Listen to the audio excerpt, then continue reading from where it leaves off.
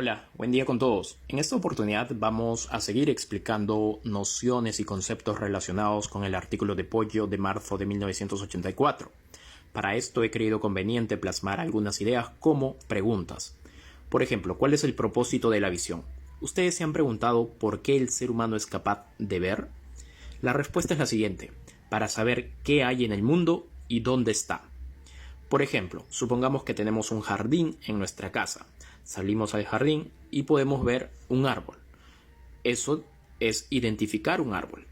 ¿Qué vendría a ser el qué? Ya sabemos que en ese campo visual, en específico en el mundo, hay un árbol. Y ahora debemos saber el dónde, que está relacionado con la ubicación del árbol. Con respecto a nuestro jardín, podríamos decir que está en el medio. Entonces ya sabemos qué y dónde. ¿Por qué el qué y dónde son importantes? Para que el ser humano pueda realizar las siguientes actividades. Primero, evitar obstáculos. Segundo, describir objetos. Tercero, reconocer objetos. Cuarto, localizar objetos. Quinto, manipular objetos. Sin embargo, hay muchas otras actividades más, como por ejemplo clasificar objetos. Pero vamos a poner, digamos, estos 5 para poder explicarlos brevemente. Evitar obstáculos es muy importante, porque eso nos va a permitir a nosotros desenvolvernos en nuestro entorno. Imagínense si no tuviésemos la capacidad de ver. Nos toparíamos con cualquier cosa. Sería un caos nuestra vida. Entonces, evitar obstáculos es muy importante. ¿Y cómo lo hacemos? Sabiendo qué hay en el mundo y dónde está. Siguiente, describir objetos. Con describir me refiero, por ejemplo, tú puedes decir que es una laptop de color negro, de tal tamaño, de tantas pulgadas, de, digamos, una pantalla de determinado material, con un teclado táctil, etc. Estás describiendo. Ahora, también puedes hacer reconocimiento de objetos. Es decir, yo digo que eso es una tablet, que eso es un celular, que eso es una computadora, que eso es un vaso, es un lapicero, es un borrador, es un tajador, etc. Estoy reconociendo objetos. Lo otro, localizar objetos. En nuestro campo visual podemos decir que ese objeto está a la izquierda, a la derecha, y tomando en cuenta, digamos, el mundo real, podríamos también decir a qué distancia se ubican con respecto a localizar objetos. Y después manipular objetos. Yo, sabiendo qué hay y dónde está, puedo, por ejemplo, utilizar mi brazo para poder, y mi mano para poder coger un lapicero con el fin de escribir una carta. Entonces, es muy importante tener en cuenta el qué y el dónde, porque nos va a permitir hacer, digamos, estas actividades. Nota: se puede estudiar la inteligencia o también la visión sin tener que imitar cada detalle del cerebro. Es suficiente entender las tareas que realiza y buscar maneras computacionales de realizarlas. Esto está relacionado con el principio de separabilidad, que es muy importante en inteligencia artificial. Este principio indica que no necesitas conocer la estructura en sí, no necesitas conocer toda la estructura que hay en el cerebro para poder tú plasmar determinadas, digamos, actividades que realiza el cerebro humano. Entonces, imagínense si no tuviésemos este principio.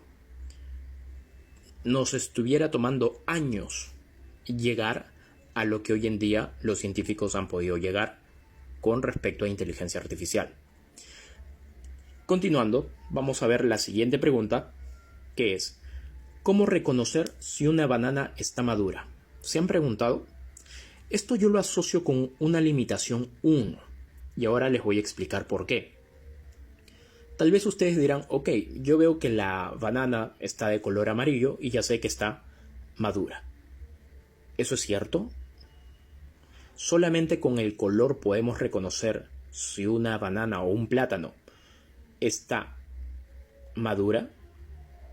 Todos sabemos que los ojos detectan el color. Pero hay plátanos en donde son amarillos pero siguen estando duros.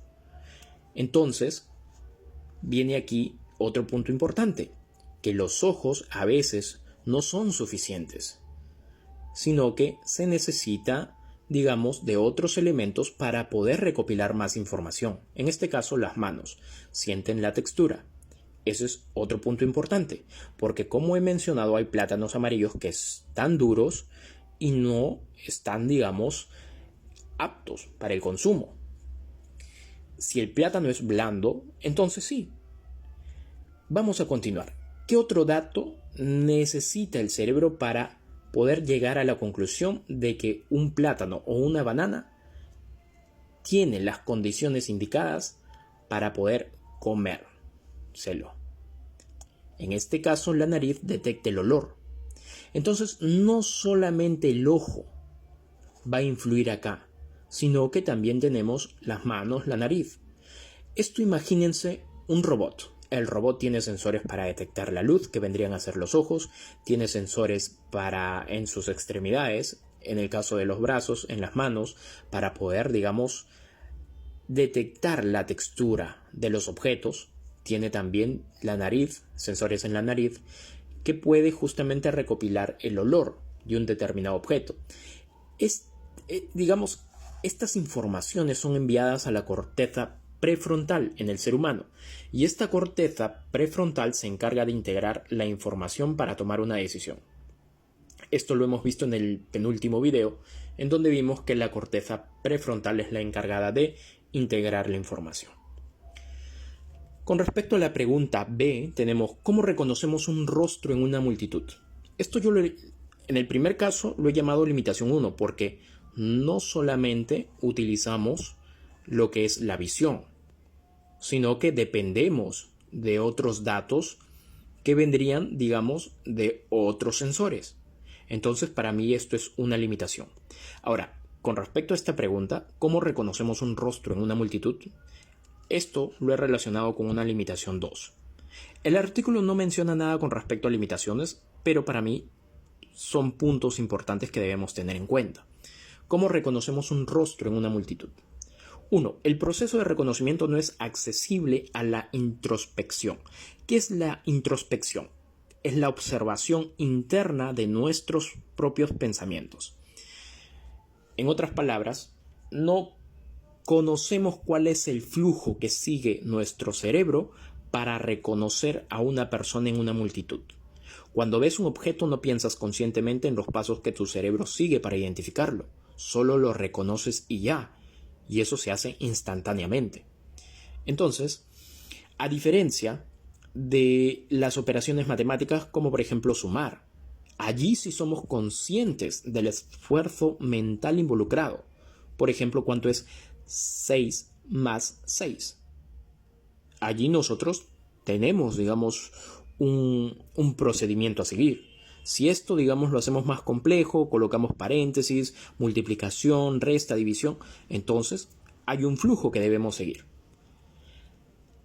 Con base en esto, llegamos a la conclusión que la visión es tarea masiva de procesamiento de información, que es rápida, fácil y sin esfuerzo. Como mencioné, ustedes lo hacen instantáneamente. Nota: ver no es solo capturar luz, dado que hay procesos subyacentes. Uno de esos procesos subyacentes es el de detectar bordes. En el caso de la detección de bordes, es, digamos, una tarea que se lleva a cabo antes de poder llegar a estas actividades. Ustedes tienen un robot para el caso de evitar obstáculos y quieren que su robot evite obstáculos, ¿no? Entonces, para poder llegar a esta actividad, el robot debe ser capaz también de reconocer los objetos, pero al momento de reconocer objetos necesita de determinadas tareas como la detección de bordes. Y esos son procesos subyacentes que no hemos visto, pero que ya vamos a ver en el siguiente video. Eso sería todo por este video. Muchas gracias.